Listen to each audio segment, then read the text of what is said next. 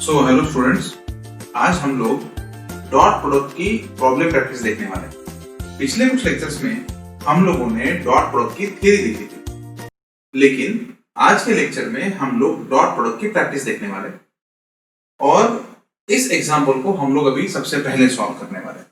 तो अगर तुम लोग देखो यहाँ पे find the angle between two vectors A and B, तो अब हमें डॉट प्रोडक्ट का बेसिक पता है। क्या है? A vector dot b vector that is equal to magnitude of a, magnitude of b and cos of theta. इतनी चीजें हमें चाहिए। तो सबसे पहले हमें डॉट प्रोडक्ट कैलकुलेट करना पड़ेगा, तो हम लोग डॉट प्रोडक्ट कैलकुलेट करेंगे। डॉट प्रोडक्ट कैसे कैलकुलेट करते हैं उसका प्रैक्टिस मैंने पहले से लिया हुआ है। तो x x का मल्टीप्लिकेशन, y y का मल्टीप्लिकेशन, z z का मल्टीप्लिकेशन। x x का मल्टीप्लिकेशन करो 3 5, y y का मल्टीप्लिकेशन करो 2 -2 एंड z z का मल्टीप्लिकेशन करो 1 -3। इसको सॉल्व करो तो ये आ जाएगा 15, ये आ जाएगा -4, ये आ जाएगा -3 एंड देयरफॉर हम लोग ये a vector dot b vector calculate कर सकते हैं 8। तो dot product of two vectors आ गया 8, ठीक है ना। चलो अब हर एक का मैग्नीट्यूड कैलकुलेट करेंगे। तो a वेक्टर का मैग्नीट्यूड कितना होता है? मैग्नीट्यूड कैलकुलेट करने के लिए क्या करना पड़ेगा? 3 का स्क्वायर है ना, प्लस 2 का स्क्वायर प्लस 1 का स्क्वायर है ना। तो कितना होगा? ये होगा 5 और ये होगा 9, तो ये आएगा स्क्वायर होगा 40। अगर b का मैग्नीट्यूड फाइंड आउट करो तो b का मैग्नीट्यूड भी फाइंड आउट कर सकते हैं, स्क्वायर होगा। b का मैग्नीट्यूड कैसे फाइंड आउट करें? x पार्ट का, y पार्ट का, z पार्ट का स्क्वायर। x पार्ट का स्क्वायर 5 का स्क्वायर, y पार्ट का स्क्वायर -2 का स्क्वायर, z पार्ट का स्क्वायर -3 का स्क्वायर। तो कितना आएगा? Square root. तो दिस विल बी 25 है ना, प्लस 4 एंड प्लस 9। तो एडिशन तुम लोग लिख सकते हैं स्क्वायर रूट ऑफ 13 प्लस 25 that is square root of 38। अब ये सभी वैल्यूज मतलब क्या क्या, a का मैग्नीट्यूड, b का मैग्नीट्यूड और डॉट प्रोडक्ट की सभी वैल्यूज हम लोग इस इक्वेशन में लिखेंगे। तो डॉट प्रोडक्ट की वैल्यू कितनी है? 8। तो हमारे पास 8 डॉट प्रोडक्ट की value I equal to a का मैग्नीट्यूड हम लोग रखेंगे स्क्वायर रूट ऑफ 14, ठीक। b का मैग्नीट्यूड रखेंगे स्क्वायर रूट ऑफ 38 और यहाँ पे cos ऑफ थीटा रह गया है तो cos ऑफ थीटा लिखेंगे। डन। अब cos ऑफ थीटा की वैल्यू हम लोग कैलकुलेट कर सकते। तो ये वैल्यू आ जाएगी 8 divided by square root of 14 square root of 38। अब ये वैल्यू हम लोग कैलकुलेटर का यूज करके कैलकुलेट करने वाले हैं। एक्चुअली अगर तुम लोगों को देखो तो ये ऐसा का ऐसा ही ऑप्शन प्रेजेंट रहेगा एग्जाम में, ठीक है। लेकिन मैं यहाँ पे कैलकुलेटर का यूज करके या लॉग टेबल का यूज करके हम लोग ये वैल्यू फाइंड आउट कर सकते हैं। तो let us find this value by using log table calculator, है ना। तो ये cos थीटा का वैल्यू आ जाता है हमारे पास 0.35। ये मैंने कैलकुलेटर का यूज करके कैलकुलेट किया हुआ है। तो थीटा की वैल्यू अगर तुम लोग देखोगे तो this will B cos inverse of 0.35, है ना। अभी देखो cos 60 का वैल्यू होता है 0.5, 1/2 होता है ना cos 60 का वैल्यू 0.5, लेकिन ये 0.35 है। तो ये वैल्यू हम लोग लॉग टेबल में देखेंगे। लॉग टेबल में ये वैल्यू दी हुई है cos इनवर्स। तो थीटा की वैल्यू तुम लोग आराम से कैलकुलेट कर सकते हैं 69.5 डिग्रीज। लेकिन ऐसा ऑप्शन तुम्हें एग्जाम में नहीं आएगा। तुम्हें ऐसा ही ऑप्शन आएगा एग्जाम में जो ए बी सी डी में से जो करेक्ट ऑप्शन है उसको टिक करके तुमको आगे बढ़ना होगा। ये कैलकुलेशन जब हम लोग घर में सॉल्व करते हैं तो उस तरह से सॉल्व करना होता है। क्लियर? चलो let us go for the next question. तो चलिए आइए, यहाँ पे हमारे पास और एक एग्जांपल दिया हुआ है। Sum and difference of two vectors is perpendicular to each other, find the ratio of their magnitude. क्या बोला है? दो वेक्टर का सम अगर हम लोग कंसीडर करें तो वो होता है a vector plus b vector, इसको बोलेंगे हम लोग सम। दो वेक्टर का डिफरेंस क्या होगा?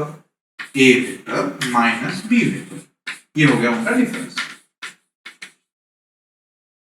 हाँ, अब क्या बोला है कि sum and difference of two vectors is perpendicular to each. तो ये जो दोनों वेक्टर्स का सम है और दोनों वेक्टर का डिफरेंस है ये एक दूसरे को परपेंडिकुलर है। लेकिन हमें पता है कोई भी दो वेक्टर्स कब परपेंडिकुलर होते हैं? जब उनके बीच में p वेक्टर और q वेक्टर, ये दोनों वेक्टर एक दूसरे को परपेंडिकुलर कब है? जब उनके बीच में जो डॉट प्रोडक्ट होता है वो 0 हो। परपेंडिकुलर का मतलब क्या है? परपेंडिकुलर ये वर्ड जब भी एग्जाम्पल में आए तो परपेंडिकुलर का मतलब होता है dot product between the vectors is zero, that is what we call perpendicular. तो देख यहां पे a vector plus b vector dot a vector minus b vector that is equal to zero. कर लो a vector dot a vector, ठीक है, आगे कर लो minus a vector dot b vector, अब बी से मल्टीप्लाई करो plus b vector dot a vector minus b vector dot b vector equal to zero. समझा नहीं है? अब डॉट प्रोडक्ट कॉम्युलेटिव होने की वजह से ये हम लोग कैंसिल कर सकते हैं, तो ये कॉम्युटेटिव है, इसलिए ए डॉट बी लो या बी डॉट ए लो कोई फर्क नहीं पड़ता। और ए डॉट ए मतलब हम लोगों ने देखा था A square, B dot B मतलब क्या देखा था B square equal to zero, तो इसका मतलब ए और बी सेम आ जाएंगे, है ना। हमें क्या बोला है? रेशियो ऑफ देयर मैग्नीट्यूड, उनके मैग्नीट्यूड का रेशियो कैलकुलेट करने को बोला है। तो क्या हम लोग मैग्नीट्यूड का रेशियो कैलकुलेट कर सकते हैं? दोनों वेक्टर्स इक्वल है तो मैग्नीट्यूड का रेशियो मतलब a डिवाइडेड बाय b, ये रेशियो 1 आएगा और ये तुम्हारा आंसर होगा। Clear? Late us go for the next example. अब देखो यहां पे क्या बोला गया है। देखने के लिए वैसे ये दोनों प्रॉब्लम सेम ही लगते हैं, sum and difference, sum and difference of two vectors, of two vectors. अब गड़बड़ है, इज इक्वल इन मैग्नीट्यूड ऐसा बोला गया है यहां पे। तो यहां पे इस क्वेश्चन को यहां पे चेंज कर दिया गया है, इक्वल इन मैग्नीट्यूड। यहां पे क्या बोला गया है?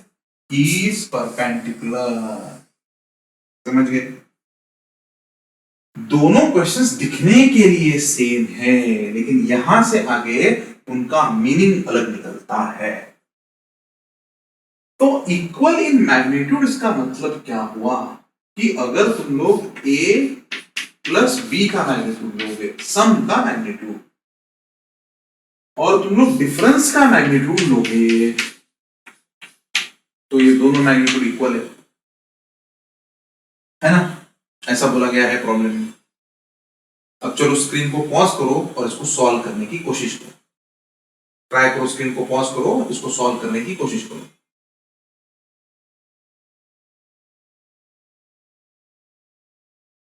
क्लियर? मैं सॉल्व करूं? चलो आज अब देखो क्या होता है। दोनों साइड का स्क्वायर करेंगे हम। अब अगर दोनों साइड का स्क्वायर करेंगे तो यहाँ पे a vector plus b vector, इसका स्क्वायर हो जाएगा। यहाँ पे a वेक्टर माइनस b का स्क्वायर हो जाएगा, ठीक है ना। लेकिन हम लोग जानते हैं, क्या जानते हैं? किसी भी वेक्टर का स्क्वायर, इसका मतलब क्या होता है? उस वेक्टर का खुद के साथ किया हुआ डॉट प्रोडक्ट, है ना। a vector dot a vector, इसका मतलब a स्क्वायर हुआ। अब यहाँ पे a प्लस बी का होल स्क्वायर बोला गया है, इसका मतलब a प्लस बी का खुद ही के साथ डॉट प्रोडक्ट है, तभी तो स्क्वायर होगा। Square is a self dot product. Similarly इधर भी देखो, a minus B dot a vector minus B, ठीक। अच्छा, सॉल्व करें, इसको मल्टीप्लाई करें तो ये a vector dot a vector plus a vector dot b vector plus b vector dot a vector plus b vector dot b vector, ऐसा। तो मैंने पहले a से मल्टीप्लाई किया, बाद में मैंने b से मल्टीप्लाई किया। उधर भी हम लोग कुछ ऐसा ही करने वाले हैं। तो यहाँ पे इक्वल टू इधर लिख लेता हूँ, a vector dot a vector minus a vector dot b vector, b vector dot a vector minus and plus b vector dot b, ठीक है ना। तो ये सिचुएशन आ गई। अब a डॉट a देखो ये और ये कैंसिल, b डॉट b ये कैंसिल, है ना। देखो a डॉट b तो 2a डॉट b, है ना। और इधर क्या बचता है? माइनस, तो ये minus 2a vector dot b vector. इस चीज को हम लोग इधर लेके आएंगे, बराबर है।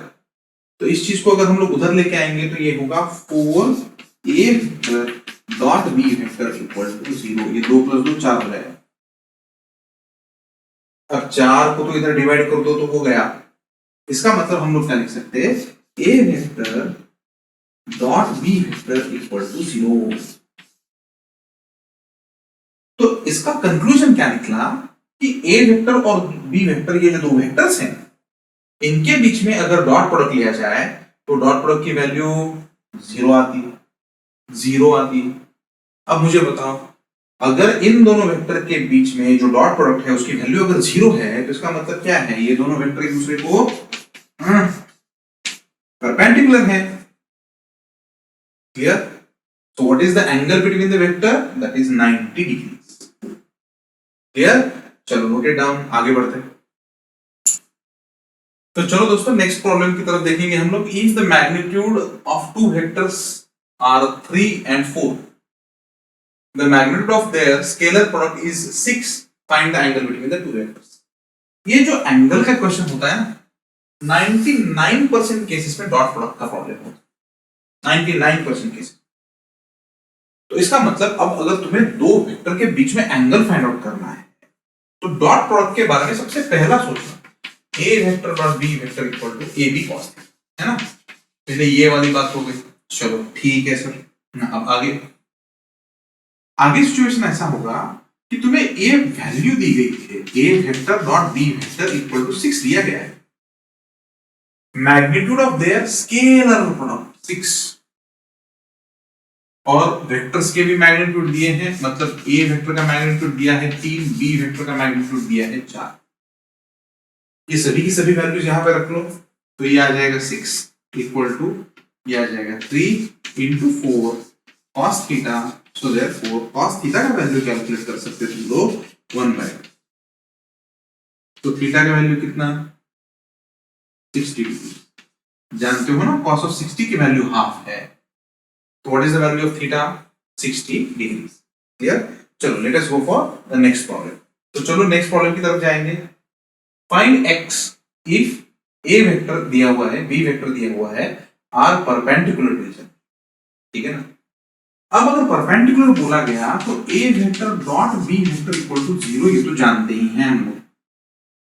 दो वेक्टर अगर परपेंडिकुलर होंगे तो हाँ डॉट प्रोडक्ट 0 होगा, तो बेस्ट है। अब यहाँ पे k नहीं दिया है सर, कोई इशू नहीं, यहाँ पे प्लस 0 के डाल दो, है कि नहीं। k का वैल्यू दिया नहीं है तो 0 के डाल दो। सपोज j का वैल्यू दिया नहीं होता तो बीच में अपन 0 j डाल देते। ठीक, चलो आ जाओ। अब यहाँ पे a वेक्टर की वैल्यू रखो i plus xj plus 3k, dot कर दो xi minus 2j plus 0k equal to 0।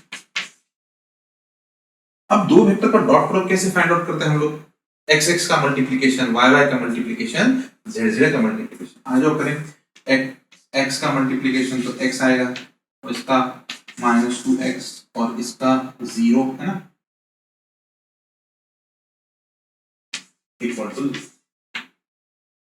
बराबर। हाँ तो चलो कितना आ गया यहाँ पे, ये वैल्यू कैलकुलेट कर सकते हैं, minus X plus 0 equal to 0। x की वैल्यू हमारे पास कितनी आ जाएगी, 0 आ जाएगी। क्लियर? अच्छा, अब x की वैल्यू 0 वहां पे रख के देखो। अब x की वैल्यू अगर तुम लोगों ने यहाँ पे 0 रखी, 0 और यहाँ पे भी 0 रखी, तो हमारे पास वेक्टर कौन कौन से बन जाएंगे, देखो a वेक्टर इक्वल टू क्या वेक्टर बनेगा, ये 0 तो ये होगा i प्लस 3k, समझ गए, ये 0। और b वेक्टर क्या बनेगा, ये तो 0 है, माइनस 2। क्लियर? अब अगर इन दोनों वेक्टर का तुम लोगों ने डॉट प्रोडक्ट कर दिया तो ये डॉट प्रोडक्ट 100% 0 आता है। कैसे, यहाँ पे i है लेकिन यहाँ पे i नहीं है तो 0 आ जाएगा, यहाँ पे j है यहाँ पे j नहीं है तो 0 आ जाएगा, यहाँ पे k है और यहाँ पे k नहीं है इसलिए 0 आ जाएगा। इसका मतलब ये वेक्टर्स दिखने में रियलिटी में ऐसे हैं, ये vector 0 sorry i plus 0j plus 3, और b वेक्टर अगर तुम लोग देखो तो ये ऐसा वेक्टर है 0i plus minus 2j plus 0k। ठीक है, यही तो बोल रहा था मैं, i का इसके साथ अगर किया तो 0, इसका इसके साथ किया तो 0, इसका इसके साथ किया तो जीरो। इसका मतलब इनका डॉट प्रोडक्ट जीरो आएगा, और डॉट प्रोडक्ट जीरो आएगा इसका मतलब ये दोनों एक दूसरे को परपेंडिकुलर हो गए। लेकिन कब? अगर x की वैल्यू हम लोग जीरो रखेंगे तब। क्लियर? चलो, right it down, complete. Late us go for the next typical question. ये देखिए, resultant of p vector and q vector is r। क्या बोला है? दो वेक्टर्स का रिजल्टेंट r है। If direction of q is reversed then resultant becomes s vector। ठीक, तो इसको हम लोग दो मेथड से सॉल्व कर सकते हैं। एक तो डॉट प्रोडक्ट से सॉल्व कर सकते हैं, और दूसरा पैरेललोग्राम से भी सॉल्व कर सकते हैं। ठीक है, तो मैं यहाँ पे डॉट प्रोडक्ट से सॉल्व करूंगा। ठीक है, प्रैक्टिस करने के लिए बस, और कुछ नहीं। तो मेरे पास दो वेक्टर्स है, ये p वेक्टर है, दूसरा ये मेरे पास q है। इनका रिजल्टेंट मेरे पास r है। तो r वेक्टर की वैल्यू मैं लिख सकता हूं p वेक्टर प्लस q।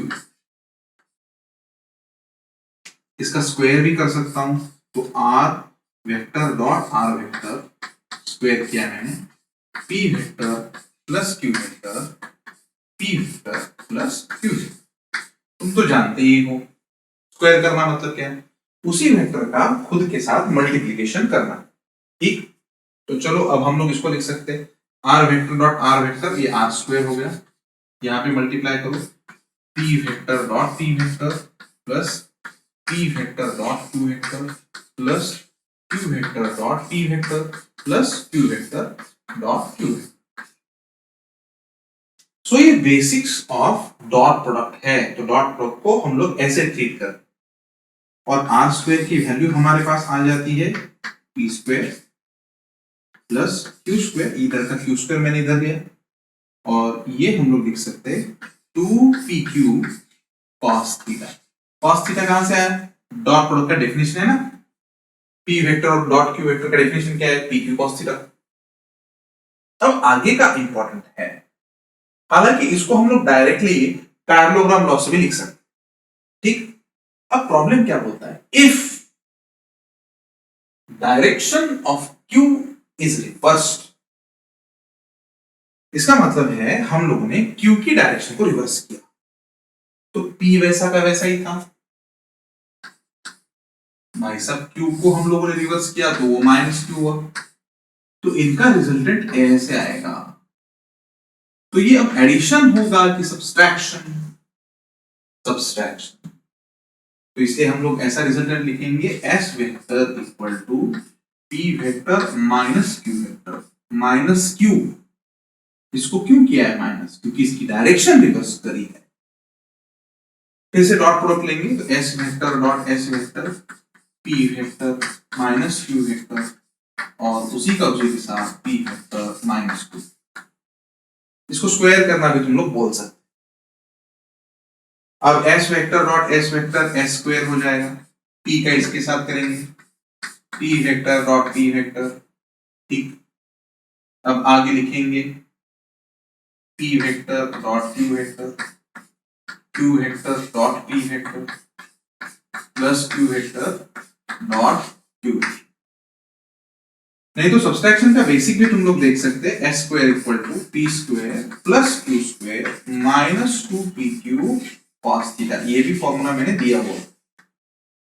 ये हो गया इक्वेशन नंबर 1, और ये हो गया इक्वेशन नंबर 2। एडिशन का एक और सब्सट्रैक्शन का एक। ठीक, अब दोनों इक्वेशन का एडिशन करो।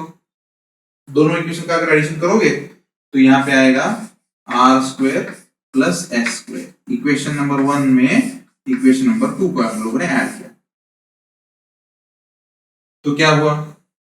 यहाँ पे प्लस 2pq cos थीटा है, यहाँ पे माइनस 2pq cos थीटा है, वो कैंसल हो जाएगा। तो बचेगा क्या? कितना?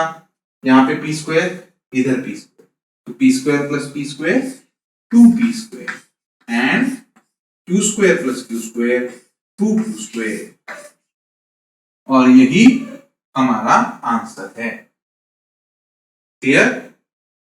सो यहां से 2 कॉमन निकाल दो तो हमारा आंसर आ जाएगा 2 in bracket p square plus q square. आ गया? ठीक है, चलो let us go for the next question. तो चलो नेक्स्ट एग्जांपल की तरफ जाएंगे हम लोग, और ये बहुत इंपॉर्टेंट एग्जांपल है फिजिक्स में। यहां पे ऐसा बोला गया है कि अ पार्टिकल मूव्स फ्रॉम ए, तो एक पोजीशन है ए पोजीशन, और इस पोजीशन से, है ना, ये ओरिजिन है, देखो यहां इस पोजीशन से पार्टिकल इस पोजीशन पे जाता है, दूसरी किसी पोजीशन पे जाता है, बी पोजीशन। तो यहां से यहां तक ऐसे पार्टिकल जाता है, बराबर। तो इसका मतलब हम लोग पार्टिकल की डिस्प्लेसमेंट लिख सकते। What is the displacement of particle? S vector, that is A B. और मैंने तुम्हें पहले ही बताया कि ए बी वेक्टर हम लोग कैसे कैलकुलेट करते हैं। ए बी, इसका मतलब ए पे टेल होनी चाहिए, बी पे हेड होना चाहिए, तो हेड माइनस टेल करते हैं हम लोग। तो एस वेक्टर हम लोग लिखेंगे O B vector minus O ए, ठीक है ना, एस। अब बी वेक्टर हमें पता है, तो हम लोग लिखेंगे 14i बराबर plus 13j plus 9k minus bracket में 3i प्लस 2j माइनस 6, ठीक है ना, ये सिचुएशन आ जाएगी। तो अब ये सब्सट्रैक्शन करेंगे हम लोग, और इससे हमें डिस्प्लेसमेंट वेक्टर मिलेगा। इसका मतलब पार्टिकल किस पॉइंट से किस पॉइंट पे गया। तो 14 में से 3, तो यहां पे आ जाएगा 11i पॉजिटिव आएगा। यहां पे सब्सट्रैक्शन करेंगे, यहां पे ये प्लस 11j, और यहां पे ये माइनस माइनस प्लस होगा, तो यहां पे प्लस, और यहां पे होगा 15k। This is the displacement of a particle. तो पार्टिकल की ये डिस्प्लेसमेंट, हमको क्या बोला गया है, under the action of force, और ये फोर्स है, हमको वर्क फाइंड आउट करना है, W फाइंड आउट करना है। लेकिन वर्क का डॉट प्रोडक्ट में डेफिनेशन ऐसा है, F vector dot S vector dot product. कभी कभी यहां पे पावर भी आ सकता है, फाइंड पावर। तो पावर के लिए तुम लोग फॉर्मूला ऐसा यूज कर सकते, power that is equal to force vector dot velocity vector. Force का वेलोसिटी के साथ, ठीक है, तो दैट इज द केस। तो यहां पे W equal to F vector dot S vector ऐसे आएगा, चलो ठीक है, इक्वल F वेक्टर हमारे पास प्रेजेंट है यहां पे, तो हम लोग लिखेंगे 4i plus 2j plus 3k। S vector के लिए हम लोग लिख सकते हैं 11i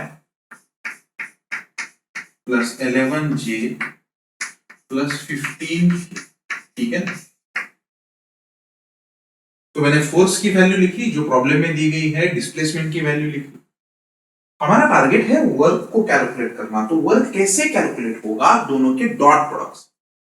अब डिस्प्लेसमेंट कैसे कैलकुलेट होगी, ऐसे। तो वैल्यू कैलकुलेट करो, तो ये आ जाएगा x का x के साथ 44, इसका इसके साथ 22, एंड इसका इसके साथ तो 45, ठीक, 1 11। This is the value of work, and ये जूल्स में मैंने लिखा।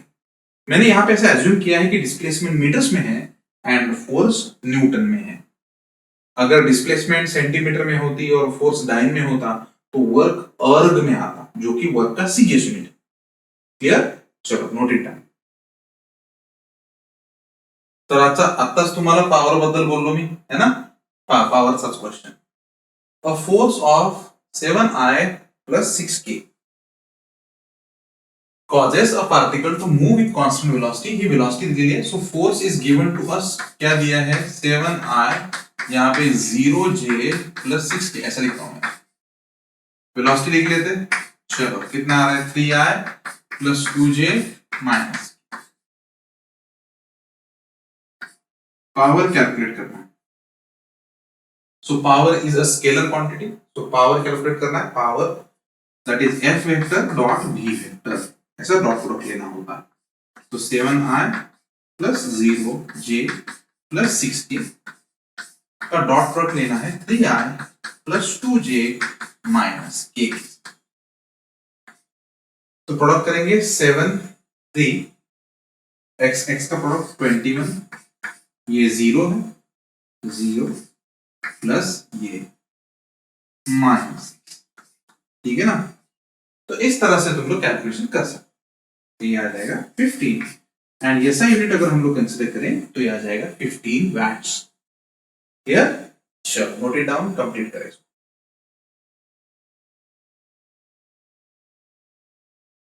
So let us go for the next question. ये क्वेश्चन थोड़ा सा स्पेशल है। तो यहां पे ऐसा बोला गया है 3 वेक्टर्स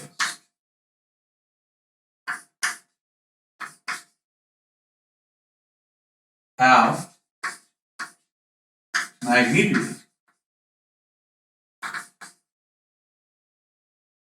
5, 12 and 30, ठीक है। इसको मान लेंगे हम लोग P, इसको मान लेंगे Q, इसको मान लेंगे हम लोग R, P Q R, ठीक है। अब क्या बोला गया है, फाइंड एंगल बिटवीन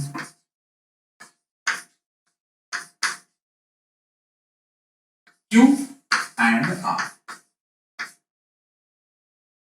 Q और R के बीच में एंगल फाइंड आउट करो। If R vector equal to P vector plus Q, ठीक है ना। ऐसा बोला गया है, ये प्रॉब्लम है, थोड़ा सा टिपिकल प्रॉब्लम है ये है, ठीक है। तो चलो आ जाओ, इसको सॉल्व करेंगे। देखो हमें किसके किसके बीच में एंगल कैलकुलेट करना है, Q और R के बीच में, बराबर।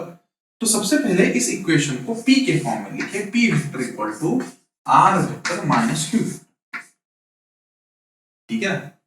तो मान लो कि ऐसा कोई P वेक्टर है, ऐसा कोई Q वेक्टर है ना, और ये R, इन दोनों के बीच में हम लोग एंगल मान लेते हैं थीटा।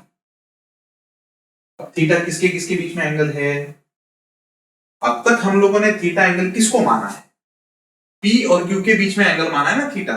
हम लोग अब मानने वाले हैं थीटा एंगल R और Q के बीच में, ठीक है ना। जिसको फाइंड आउट करना है उसको मानना है थीटा, ठीक। चलो आज अब आगे इसका डॉट प्रोडक्ट लो, सेल्फ डॉट प्रोडक्ट। तो क्या होता है, P vector dot P vector equal to R vector minus Q vector dot R vector minus Q vector, ठीक है ना। इसको सॉल्व करेंगे। अब ये सेल्फ डॉट है तो इसका मतलब P स्क्वायर, R का R के साथ है तो R स्क्वायर, R का Q के साथ है minus R vector dot Q vector minus Q vector dot R vector, है ना। और Q का Q के साथ Q स्क्वायर, समझ गया होगा, बराबर। अब आगे P स्क्वायर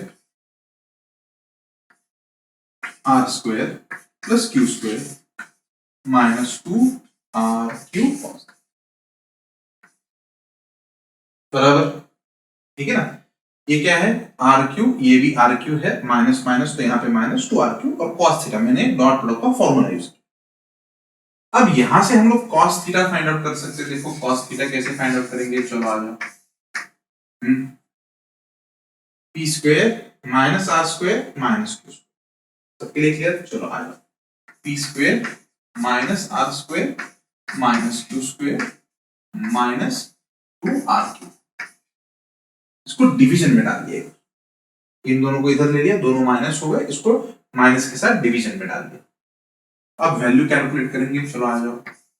P स्क्वायर, भाई P 5 है, 5 का स्क्वायर 25 माइनस ये देखो 30, 169, 13 का स्क्वायर माइनस Q की वैल्यू है 12, उसका स्क्वायर 140 माइनस 2, R की वैल्यू 30 एंड तुम लोग Q की वैल्यू भी फाइंड आउट कर सकते हो, जो कि प्रॉब्लम में ऑलरेडी दी हुई है 12।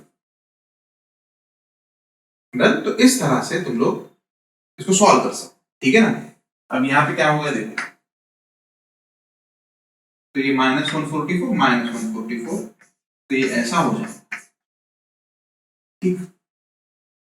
अब यहाँ पे कैसे होगा, ये नीचे माइनस है, यहाँ पे 30 × 12, ये 2 कैंसिल और ये 12, माइनस माइनस, तो भाई साहब cos थीटा की वैल्यू कितनी आई, 12/30। तो ऑप्शन एग्जाम में कैसे आएगा, थीटा का वैल्यू आएगा cos इनवर्स ऑफ 12/30। एग्जाम में ऐसा ऑप्शन आएगा, लेकिन अगर तुम्हें एक्चुअल में एंगल कितना है फाइंड आउट करना है, तुम्हें लॉग टेबल की मदद लेनी पड़ेगी या साइंटिफिक कैलकुलेटर की मदद लेनी पड़ेगी, उसके सिवा एग्जैक्ट एंगल तुम लोग फाइंड आउट नहीं कर सकते। लेकिन ऑप्शंस में, एबीसी ऑप्शंस में ऐसा दिखाई देगा या ऐसा कुछ दिखाई देगा, तो ये हमारा फाइनल रिजल्ट होगा। यहां से तुम लोग थीटा का वैल्यू कैलकुलेशन से आराम से निकाल सकते। क्लियर? तो टिपिकल क्वेश्चन था दोस्तों ये, इसको प्रैक्टिस करो फिर से। चलो let us go for the next question. तो दोस्तों आज का ये लास्ट प्रॉब्लम है, लेकिन कड़क प्रॉब्लम है, अल्टीमेट प्रॉब्लम है दोस्तों, ये बहुत बढ़िया प्रॉब्लम है जो कॉन्सेप्ट को क्लियर करेगा। और ये प्रॉब्लम हमारे बीएम फिजिक्स क्लास की स्पेशलिटी है। इतना डिटेल में ये प्रॉब्लम किधर करवाया नहीं जाता। चलो हम लोग इसको सॉल्व करेंगे। Find the component of i plus j along 2i minus j। इसके लिए मैं तुम्हें बेसिक रिवाइज कर देता हूं सबसे पहले। तो हमारे पास दो वेक्टर्स हैं, ये है एक a वेक्टर, ठीक है ना, और ये है b वेक्टर, ठीक है ना।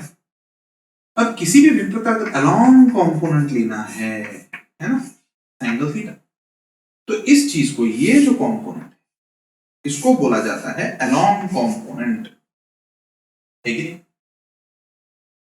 कौन सा component? Along component. Adjacent side हो जाती है ये b cos थीटा, इसका स्केलर फॉर्म होगा। अब ये जो b cos थीटा है, ये किसकी डायरेक्शन में एक्ट हो रहा है? इधर तो a कैप की डायरेक्शन है नहीं, तो मैग्नीट्यूड है b cos थीटा, लेकिन एक्ट होगा a कैप के साथ, क्योंकि इट इज अलोंग a, इसलिए ये हो गया इसका स्केलर फॉर्म। और इसका वेक्टर फॉर्म अगर हम लोग देखें इसी का, तो ये हो गया b cos थीटा, और ये अलोंग a के साथ है, तो a की डायरेक्शन उसे मिलनी चाहिए, तो a कैप, ठीक। अच्छा, अब ये जो कंपोनेंट आपको दिख रहा है ना, कौन सा कंपोनेंट है? Perpendicular component. तो ये हो गया परपेंडिकुलर कंपोनेंट। तो परपेंडिकुलर कंपोनेंट थीटा की कौन सी साइड आई? साइन थीटा, तो b साइन थीटा, ठीक है ना, बराबर। ये हो गया इसका स्केलर फॉर्म, तो ये स्केलर फॉर्म। लेकिन मैंने बताया था इसका वेक्टर फॉर्म निकालना इतना आसान नहीं है। इसके वेक्टर फॉर्म के लिए वेक्टर की समझ होनी बहुत जरूरी है। देखो यहाँ पे जो b वेक्टर बना है, ये अलोंग और परपेंडिकुलर की वजह से बना है, तो हम लोग ऐसा लिख सकते हैं ना, टोटल b वेक्टर। क्या बोल सकते हैं हम लोग? b vector equal to b along, ठीक है, अलोंग है उसमें, और यहां से इधर प्लस b परपेंडिकुलर। तो इसको थोड़ा सा मैं इधर लिख लेता हूं, परपेंडिकुलर वेक्टर। अब हमें वेक्टर फॉर्म अगर कैलकुलेट करना है, परपेंडिकुलर का वेक्टर फॉर्म कैलकुलेट करना है, तो हम लोग क्या लिख सकते हैं? b vector minus b vector along component. तो टोटल b वेक्टर में से जो हम लोग अलोंग कंपोनेंट जो निकाल रहे हैं वेक्टर फॉर्म, उसको जब माइनस करें तो परपेंडिकुलर कंपोनेंट का वेक्टर फॉर्म मिलता है। तो चलो ये सभी कॉन्सेप्ट इस प्रॉब्लम को अप्लाई करेंगे। तो क्या क्या चाहिए भाई? तो हमें ए वेक्टर हम लोग को बोलना पड़ेगा, ठीक, i प्लस जे, और बी वेक्टर बोलना पड़ेगा 2i प्लस माइनस, ठीक है। तो मैं देख लेता हूं इधर किसको ए बोलना है किसको बी बोलना है, ठीक है। तो इस वेक्टर को देखने के बाद, ये दो वेक्टर्स हमें दिए हैं ना, इस वेक्टर को देखने के बाद हम लोग इसको बोलेंगे बी और इसको हम लोग बोलेंगे ए। बी का कंपोनेंट ए के अलावा हमें निकालना है। डन, चलो आगे। तो पहली चीज हम लोग करेंगे, अभी स्केलर फॉर्म निकालने की कोशिश करेंगे। तो हमारा पहला टारगेट होगा बी कॉस थीटा निकालना, ठीक है। ये हम लोग निकालेंगे पहले अलोंग कंपोनेंट, उसका स्केलर फॉर्म, ठीक है। चलो आ जाओ। तो हमारे पास क्या क्या है, a vector dot b vector equal to a b cos theta.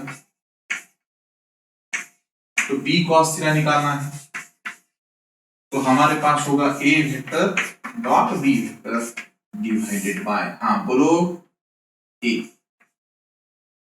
अब दोनों का मैग्नीट्यूड हम लोग निकाल लेते हैं।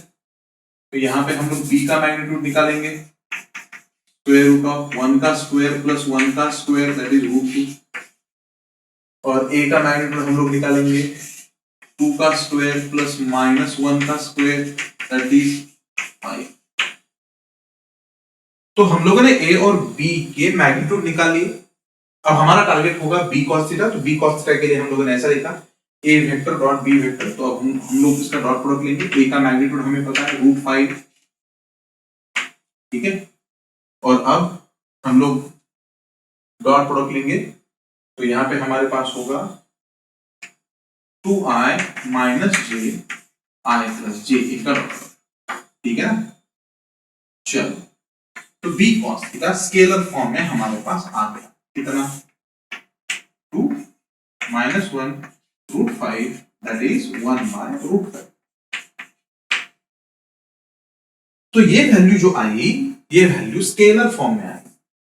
अब अगर इसका वेक्टर फॉर्म लिखना है, तो वेक्टर फॉर्म क्या होगा अलोंग कंपोनेंट का। सर वेक्टर फॉर्म होगा बी कॉस थीटा, लेकिन किसके अलोंग है, ए कैप के अलोंग है। तो इसको ए कैप से मल्टीप्लाई करना पड़ेगा, ठीक है। ए कैप हम लोग निकाल सकते हैं क्या, हाँ सर। तो सबसे पहले ए कैप निकालो, what is value of A cap. Sir A vector को उसी के मैग्नीट्यूड से डिवाइड करो। ए वेक्टर मेरे पास क्या है 2i माइनस, इसका मैग्नीट्यूड है रूट 5। अब वेक्टर फॉर्म निकालना है, तो हम लोग वेक्टर फॉर्म निकाल सकते हैं। बी कॉस थीटा वैल्यू हमारे पास है, इसको ए कैप से मल्टीप्लाई करो। सो अलोंग कंपोनेंट,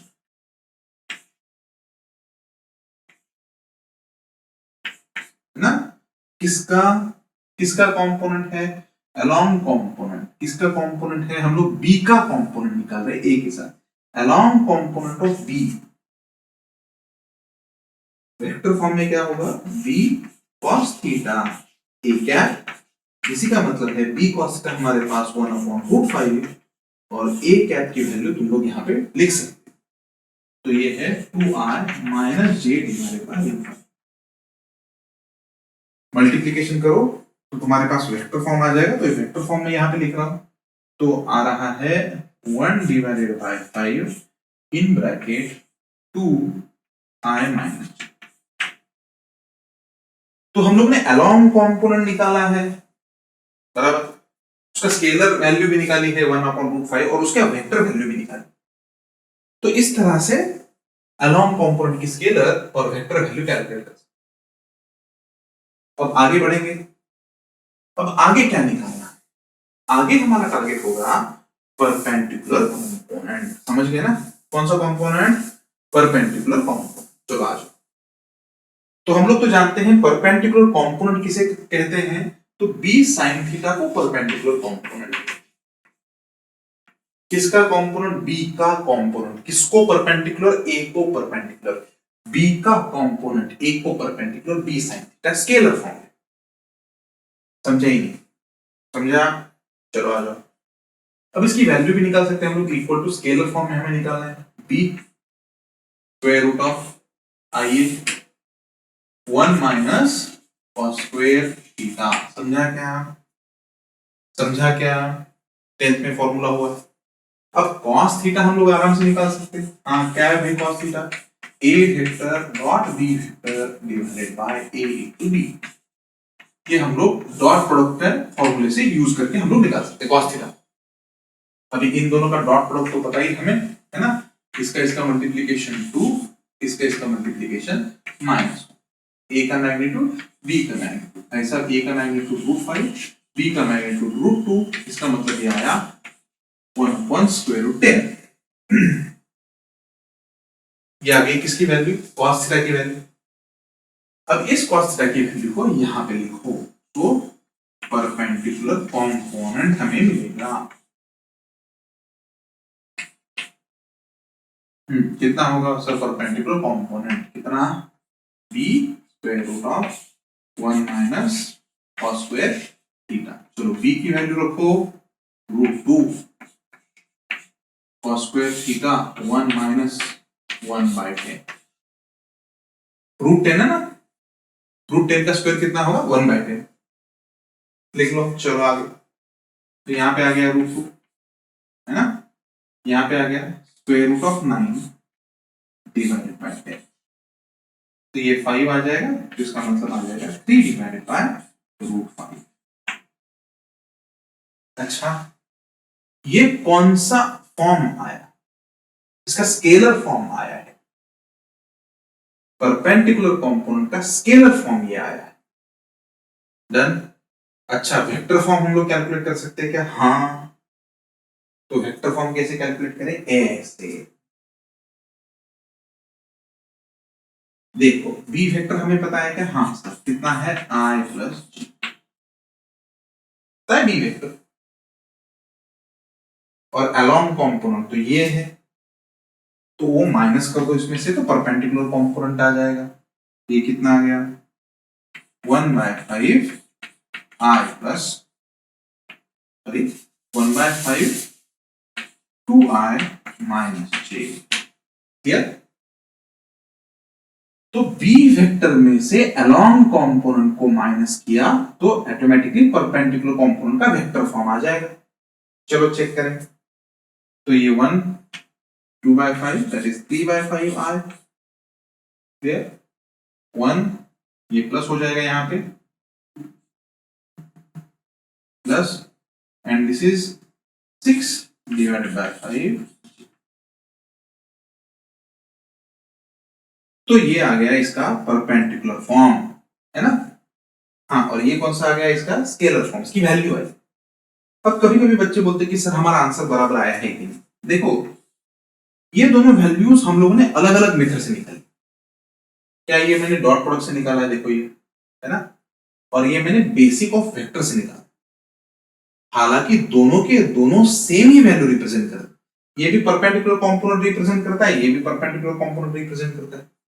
तो इसका मतलब अगर हम लोग इसका मैग्नीट्यूड निकालें, है ना, परपेंडिकुलर कंपोनेंट का अगर हम लोग मैग्नीट्यूड निकालें तो ये मैग्नीट्यूड इसके जितना आना चाहिए, बराबर? ठीक है, तो चलो कैलकुलेट करके देखेंगे। x पार्ट का square 9 divided bye 25 plus y part का स्क्वायर 36 डिवाइडेड बाय 25। ठीक है ना? तो ये कितना आ गया भाई? 45/20। 45/25 मतलब कितना? 3 डिवाइडेड बाय 5 आ गया। देखो, खतरनाक चीज, vector form of perpendicular component, question भी नहीं मिलेगा। तो ये एक सोच का नतीजा है। हम लोगों ने बेसिक ऑफ वेक्टर को बहुत अच्छे से सोचा और इसी सोच के नतीजे की वजह से हम लोग परपेंडिकुलर कंपोनेंट का भी वेक्टर फॉर्म कैलकुलेट कर पाए। आई होप कि स्केलर वेक्टर के जो डॉट प्रोडक्ट का आर्टिकल है उसके बहुत सारे टाइप्स मैंने यहाँ पे देखे, यहाँ पे हम लोगों ने कवर किए। ऑलमोस्ट सभी वैरायटी मैंने कवर की है। तो अब तुम लोग असाइनमेंट में जाओ और असाइनमेंट में डॉट प्रोडक्ट के जितने भी एग्जांपल्स है वो सभी एग्जांपल्स तुम लोग कवर करो और उसकी इमीडिएटली प्रैक्टिस करना शुरू करो। क्लियर? नोट इट डाउन आराम से और उसकी घर पे प्रैक्टिस करना। और इस वीडियो को 2-3 बार देखना। तुमको पता है मैंने इसको इतना आराम से कवर क्यों किया है, शांति से कवर क्यों किया है? क्योंकि जब तुम लोग इसको 2-3-4 बार देखो तो इसमें कोई भी कंफ्यूजन ना, क्लियर? चलो नोट इट डाउन। हम लोग आगे देखने वाले हैं क्रॉस प्रोडक्ट। क्लियर? चलो बाय बाय एवरीवन।